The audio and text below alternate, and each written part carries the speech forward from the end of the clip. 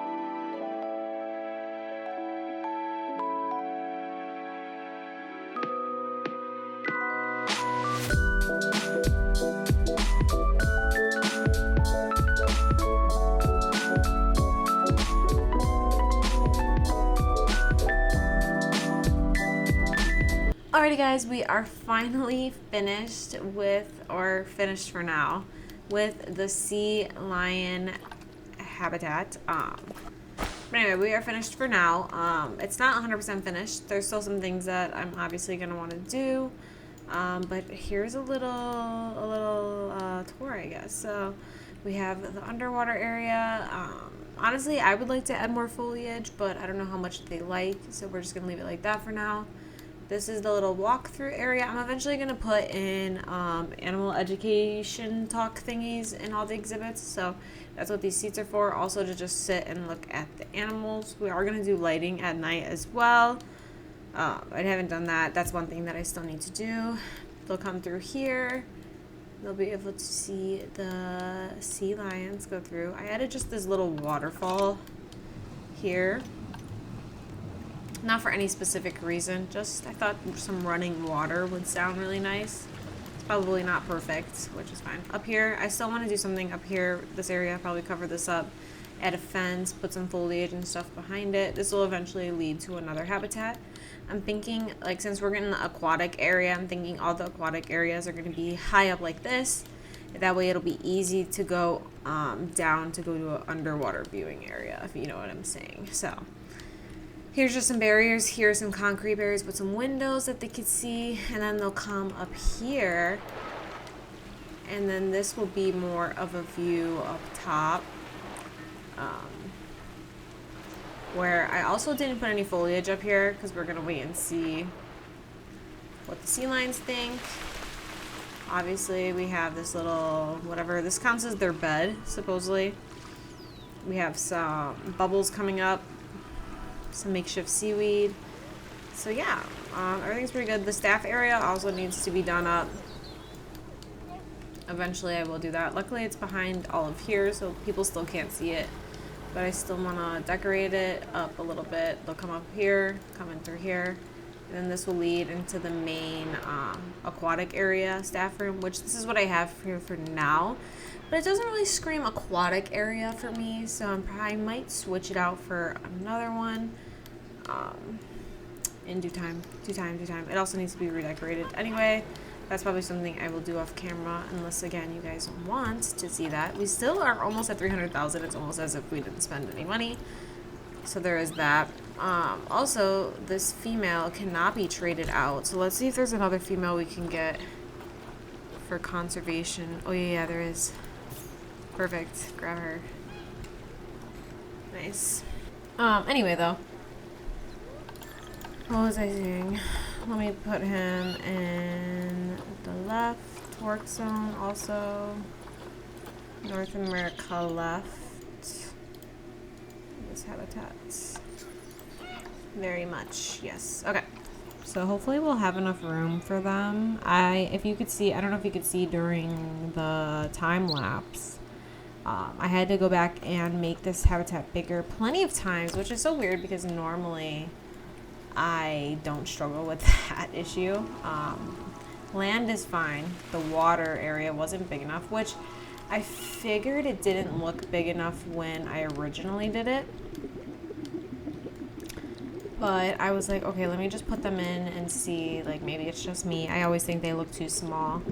But it definitely looks appropriate size now. I figured we could just put them in and go back and fix it later if we wanted to. But I ended up making it bigger, meaning I had to extend it out this way more. I had it originally, it was like more of like a perfect round, like circle. But since I had to make it bigger, it's not a circle anymore, which is fine. It's whatever, it's not a big deal. But yeah. Still some work that needs to be done, but we're just gonna get them in here at least. I feel like it looks so bad without a lot of plants, and I feel like they live in the ocean. So I doubt that the ocean, I'm sure the ocean has plenty of plants, but I guess maybe not. Full underwater viewing area, and you could see them so perfectly. We obviously have these, oh my gosh. We obviously have these education seating things for people to go and see. I'm going to try and go up here without spoiling anything for you guys, because there is some stuff that I'm working on back there, but again, that's next episode. So anyway, people can come up here. At first, nobody was coming up here, The reason they're up here now is because I added some stuff back here, but at first nobody was coming up here because there was really no point. But they can come up around this way, see them over here in this area. This area gave me the biggest headache, I think. They can come up here and around this area to see. The paths are not perfect, and I've kind of just accepted it as it is. It's not going to be perfect. The pathing system is rough, and I just am fine with it, whatever. Not to toot my own horn or anything, but I'm really proud of it. I can't even think of anything that I would change anytime soon. So thank you guys again for watching, and I will see you guys next time. Goodbye.